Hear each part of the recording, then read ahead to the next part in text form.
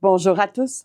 Cette semaine, dans la vidéo, Eric nous parle des différents systèmes de chauffage pour un VR. Si vous aimez ce que vous voyez, n'hésitez pas avec le petit pouce. Et si ce n'est déjà fait, abonnez-vous pour la suite de nos aventures. Nous sommes Nat, Eric et Mocha. En avril 2025, nous déménagerons pour vivre à temps plein dans notre motorisé, affectueusement baptisé le Bungalow. En novembre, nous quitterons vers les États-Unis. Aujourd'hui, je vais essayer de faire une petite capsule vidéo sur les différents types de chauffage en VR. Différentes façons de chauffer son VR. Nous, on a un gros motorisé, fait que c'est différent d'un petit classe B, exemple. On va couvrir les différents types de chauffage, les façons de chauffer dans un VR. Ouais. En fait, un petit clin d'œil à Mary and Dave. Cette semaine, on a eu des échanges sur Facebook, là, quelques échanges, et puis c'est eux là, qui m'ont fait penser à faire ce type de vidéo-là. Eux ont un Westphalia Vintage, et vous savez que les Westphalia Vintage, ben, il n'y a pas de chauffage. Aujourd'hui, avec l'évolution de toute la technologie, ben, il y a différents nouveaux chauffages qui pourraient s'adapter à ce type d'installation. Mais particulièrement, nous, ce qui nous intéresse, c'est dans un gros VR parce que c'est ce qu'on a. En premier, on va parler des types de chauffage. On va nommer les types, les sources de chaleur. Il y a le chauffage au propane, naturellement. Ensuite, il y a chauffage essence ou diesel, chauffage électrique, chauffage au combustible solide, comme le bois et la granule. Plus en détail, là, dans chacun des types, là, on va les détailler. On a le chauffage au propane intégré à air forcé. Si on regarde sur l'écran, là, les gros motorisés ici ont une sortie, ici, là, juste à côté de l'eau chaude, là, c'est la fournaise qui est là. Et puis cette fournaise-là, ben, il y a une entrée d'air et une sortie d'air ici. Puis tout est automatique avec un thermostat, tout ça. Fait que c'est vraiment intégré au VR. Fait que c'est avec une soufflerie puis des docks de ventilation partout. C'est l'avantage de ça, c'est centralisé. Dans les autres avantages, ben c'est facile à utiliser. Ça chauffe habituellement très, très vite parce que la puissance est entre 10 000 et 50 000 BTU en général, là, dépendamment des unités. L'autre avantage, c'est que ça peut empêcher vos coffres de rangement sous le plancher, là, les soutes, de geler s'il fait en bas de 0, s'il fait des valeurs négatives. Donc, c'est non négligeable, ça aussi. C'est à évacuation directe, on l'a dit tantôt. Ça n'a pas besoin d'être ventilé, on n'a pas besoin d'ouvrir de fenêtre ni de lanterneau. C'est correct à ce moment-là. Full sécuritaire. Dans les désavantages maintenant, c'est assez souvent bruyant. On entend le brûleur partir, après ça on entend le ventilateur, et puis ça chauffe en dents de scie un petit peu. Là. La chaleur à part, puis là elle va arrêter 2-3 degrés, passer son point qu'on l'a réglé. Puis plus tard, elle va redescendre tranquillement, puis whoop, elle va repartir à chauffer. Puis des fois, il y a des écarts de température de plusieurs degrés. Là. Ça chauffe de façon inégale. Là. Dans les désavantages, ben, c'est très coûteux en énergie. Là. C'est très énergivore si c'est utilisé dans des températures basses pendant des temps prolongés. C'est pas vraiment fait pour ça. Un VR, c'est pas fait pour l'hiver. On a vu plusieurs YouTubers qui l'ont fait, là, mais ça dépense énormément de propane. Puis on peut le faire pendant une courte période, là, mais c'est pas fait pour passer une saison complète là, à moins 20 degrés. Les coûts de propane aux États-Unis sont beaucoup plus chers, donc ça augmente les coûts. Au Québec, le propane, on est chanceux, il est quand même assez bon marché, je pourrais dire. On peut vider le réservoir entre 3 et 5 jours si c'est fortement utilisé. Un autre désavantage, on est obligé de déplacer le VR si on a un réservoir intégré, puis il faut aller faire le plein de propane. Autrement, ben, il faut enlever nos bonbonnes de 20 livres ou de 30 livres, puis se déplacer pour aller les remplir dans une station de remplissage de propane. Des fois, ils ne sont pas toujours ouverts. Des fois, la personne qualifiée pour faire ça n'est pas là. Alors, c'est moins pratique, si on veut dire. Puis aux États-Unis, le propane, il y en a encore moins qu'ici, puis il est plus dispendieux, fait que c'est plus rare un peu. Ça rejette beaucoup d'humidité lors de la combustion, le propane, avec une fournaise comme ça, ce qui fait qu'à l'intérieur du motorisé, c'est très, très, très humide. C'est un des gros désavantages. Bon, ensuite de ça, on a un autre type de chauffage, le chauffage au propane portatif. De type portatif, là, les petits Mr. Body puis Olympienne, c'est les deux marques les plus connues, là, si on veut dire. Si on regarde à l'écran ici, ça c'est le petit Little Body, 3800 BTU. BTU, on le sait, hein, c'est British Thermal Unit, là, c'est une mesure de chauffage de chaleur, là, une mesure calorifique. Il y a un équivalent en kilowatts, là, on pourrait trouver l'équivalent puis le mettre là, dans l'écran. Là. Malheureusement, je ne le sais pas en ce moment. Donc, c'est ça. La plupart du temps, c'est un allumage par piézoélectrique. Puis, il y a différents modèles entre 3. Voyez-vous ici, on a un modèle à 9000 BTU. Puis, on a, ça c'est le Mr. Body normal. Et on a le Big Body qui est à 18 000 BTU. Ça, c'est le plus gros. Là. Je pense que lui, il peut avoir 2 petits réservoirs de propane jetables ici. Donc, c'est ça. Ensuite de ça, si on passe à la façon de chauffer. La marque Little Body, là, c'est un genre de céramique ici, là, qui devient chaud, qui devient rouge dans le fond, là, ou ce qui fait sa combustion. C'est vraiment ça qui le distingue du Olympian. Le Olympian, lui, regardez, on voit le Olympian 3 ici, là. C'est comme un genre de feutre qu'il y a à l'intérieur d'un grillage. Et puis, ce feutre-là s'imprègne de propane et la combustion se fait quasi transparente. Là, on ne voit pas de flamme, à peine une petite flamme là, bleue quand on l'allume. Puis après ça, ça devient légèrement rouge, mais pas comme le Mr. Body. Là. C'est différent. Là, on appelle ça un chauffage catalytique, un chauffage sans flamme, si on peut dire. Là. Et puis, c'est pas mal ça. Là. Puis chaque appareil a son allumage ici, piézoélectrique. Là. Voyez-vous, ça, c'est le 6000 BTU. Puis il y a même un modèle, un 8000 BTU ici, là, qui est plus gros. Là. Fait que c'est tout sur le même principe, ils sont juste un peu plus gros. Donc, ça fonctionne avec des bonbonnes de propane jetables de 1 livre, 1 ou 2 bonbonnes en général pour les Mr. Body. Pour les Olympiennes, ça fonctionne avec des réservoirs de 5, 10 ou 20 livres externes de propane. Puis le Mr. Body, ben, on peut acheter un adaptateur pour le brancher sur des plus gros réservoirs là, que des bonbonnes jetables.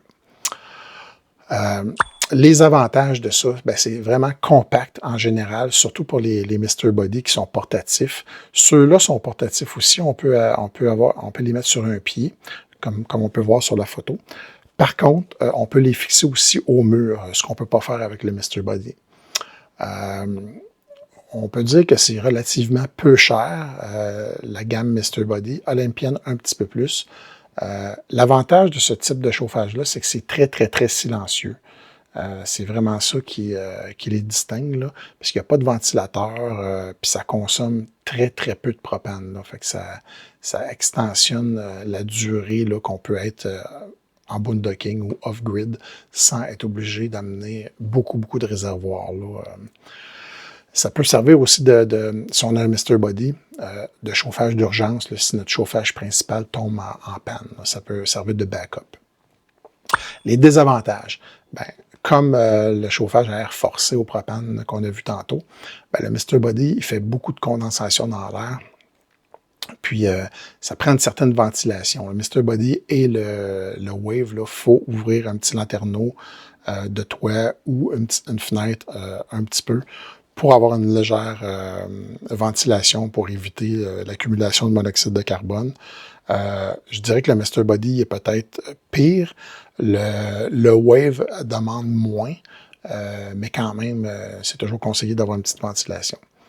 Dans les désavantages, ces appareils-là, il n'y a aucun thermostat. C'est vraiment low, medium, high, puis on joue avec la température un petit peu comme ça, là, un peu à l'aveuglette.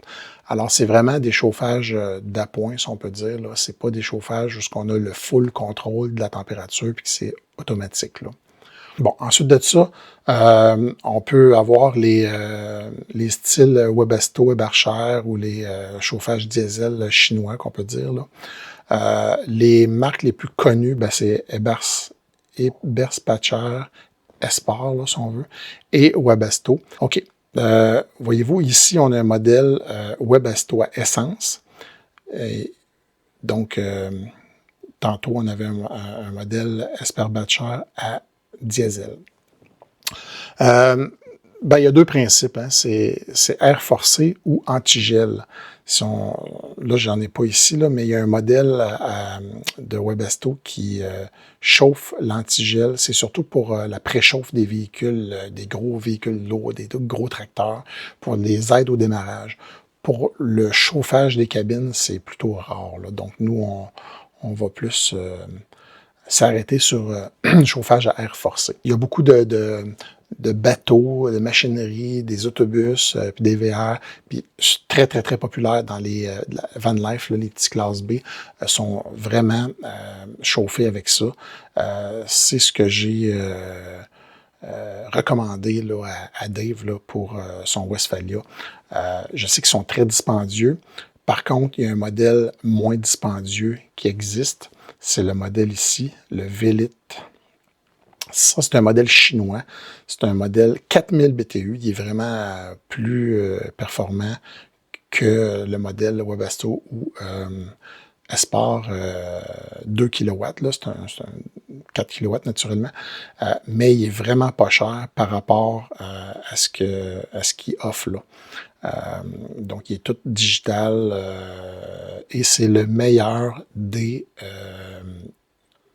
chauffages diesel ou essence chinois. RV with Tito, il a fait 1 an de test et puis il en est très satisfait. Il l'a installé lui-même et puis il le recommande vraiment.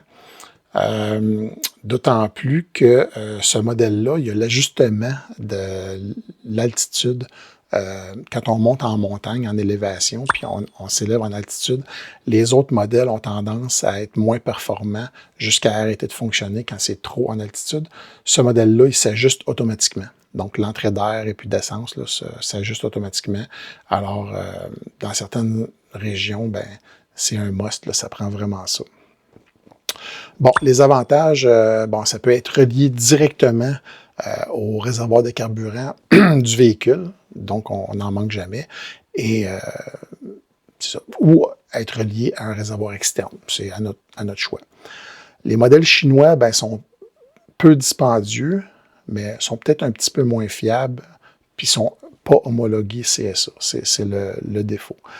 Les modèles Webasto et Espar, eux autres, sont plus fiables, par contre, et sont plus dispendieux, par contre, mais sont homologués. Fait que pour les assurances puis tout ça, ils sont moins frileux à accepter ce risque-là. Il y a certaines assurances qui vont être frileuses si c'est pas homologué. Ça dépend des assurances. Ensuite de tout ça, il y a certains modèles qui ont des thermostats électroniques, même Bluetooth, comme celui-là ici. Il y en a d'autres, c'est juste un petit gradateur, là. Alors, ça dépend vraiment des modèles. C'est des appareils qui sont normalement très silencieux. C'est une chaleur qui est douce et sèche. C'est pas une chaleur qui va mettre de l'humidité. Au contraire, ça va assécher l'air. Donc, à ce niveau-là, c'est beaucoup mieux que les autres modes de chauffage. Dans les désavantages, c'est que ça prend un peu d'entretien versus les Mr. Body et les chauffages centrales qui demandent pratiquement aucun entretien.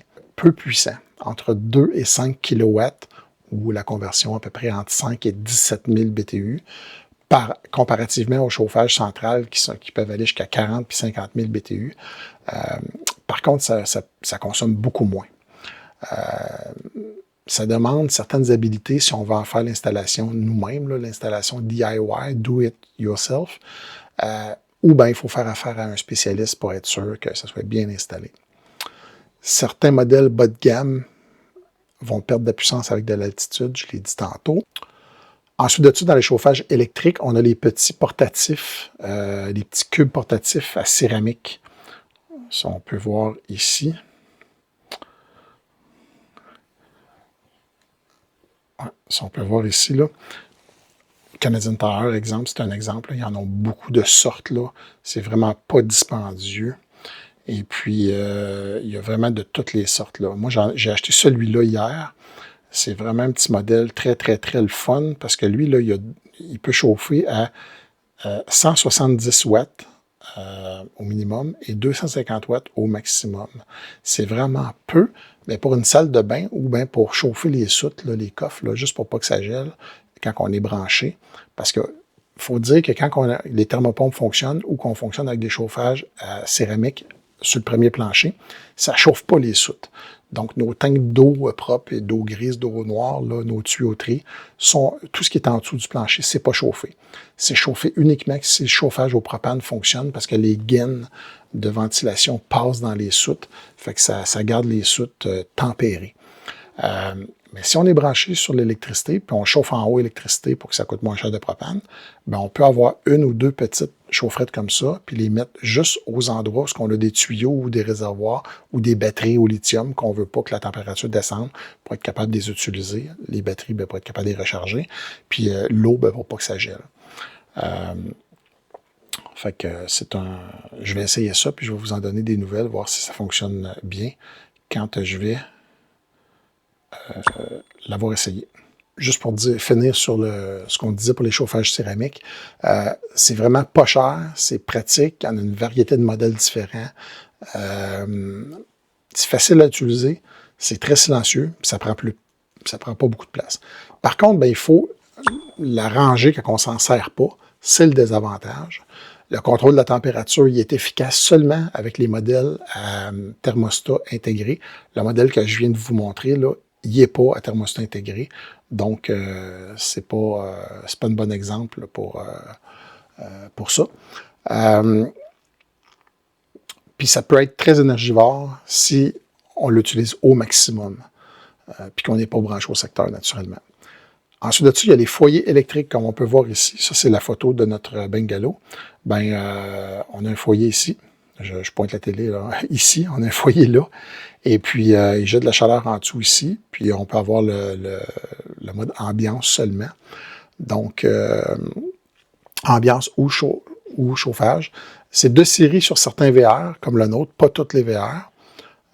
Ben, l'avantage, ben, c'est joli, c'est pratique, ça prend un peu de place, c'est intégré au VR. Ça chauffe quand même beaucoup, là. Et puis, mais c'est énergivore. Puis ça chauffe localement seulement. Ça chauffe pas dans les chambres, ça chauffe pas partout. Je dirais que ça chauffe là, le 2/3 du VR à peu près. Là. Mais la partie au fond, là, ici, là, où il y a la chambre et la salle de bain, ben c'est pas très chauffé. Là. Fait que ça peut pas couvrir tout le VR au complet. Chauffage combustible solide maintenant. On a plusieurs petits exemples, comme le mini poêle cubique ici. Et on a le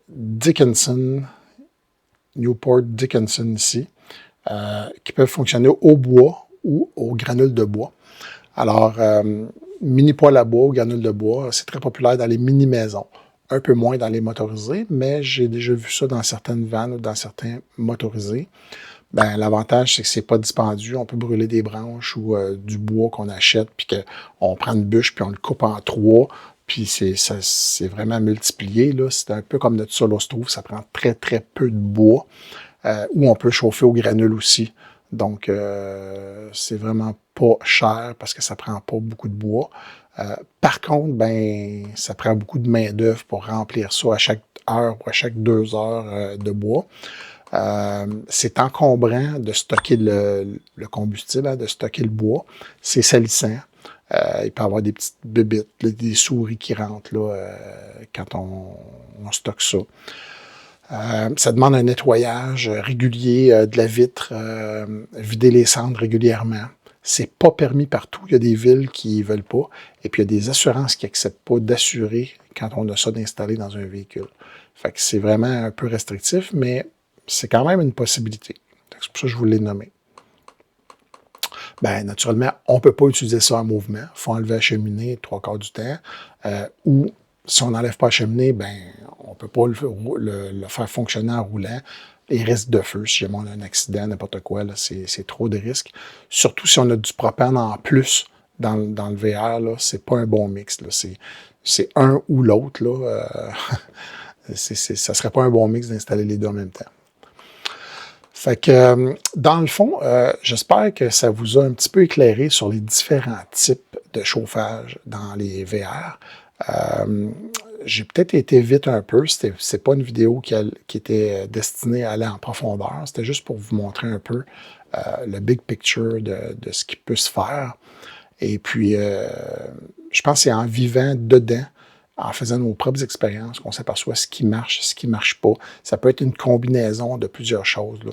Nous, exemple, le chauffage d'origine, ben, il va toujours rester là.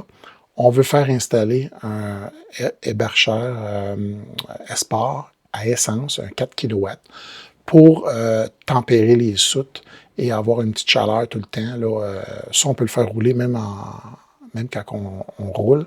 Fait que si le chauffage du moteur à l'avant n'est pas suffisant pour chauffer tout le VR, puis on va dans des endroits où il fait 0 ou qui fait quelques degrés, exemple, proche du point de congélation, ben ça risque d'être confortable de chauffer le VR, même quand on quitte tout le temps. Et on ne manquera jamais d'essence parce qu'on a 85 gallons d'essence à bord. Là. Fait que si jamais c'est trop froid puis que le chauffage à essence Esport ne réussit pas à monter la température, ben à ce moment-là, notre chauffage au propane va embarquer, il va marcher 5-10 minutes, puis il va arrêter, puis là, il va faire en pleinement chaud. Ensuite, il va arrêter, puis l'autre va garder. Là. Fait que c'est ça le but de la manœuvre. Puis ça nous fait aussi un système redondant, parce que si jamais on a un bris du système principal, puis qu'on n'est pas branché sur l'électricité, ben on ne veut pas drainer nos batteries en quelques heures en chauffant électrique là, sur les batteries. Là. Fait que on va utiliser le chauffage au propane combiné avec diesel. Alors, si vous avez des questions, vous pouvez les poser vos questions en commentaire en bas de la vidéo. Ça nous fait plaisir d'y répondre. Merci, chérie. Voyons, t'es où? J'ai l'air de la faucheuse. La grande faucheuse. La grande... Bye! Merci à vous tous d'être restés jusqu'à la fin. Merci pour tes infos, mon chéri. Et n'oubliez pas, pour citer Walt Disney, pour réaliser quelque chose d'extraordinaire, il faut commencer par rêver. Sur ce, mon amour. Oui, mon chéri. À bientôt. À bientôt. On se regarde en même temps. Non, faut qu'on se regarde. Sur ce, mon amour. À bientôt dans notre bungalow. Ciao. Ciao. En avril, la date est fixée. Il fait froid. Ben non, il sait comment chauffer un VR. Bye. Bye. En avril, la date est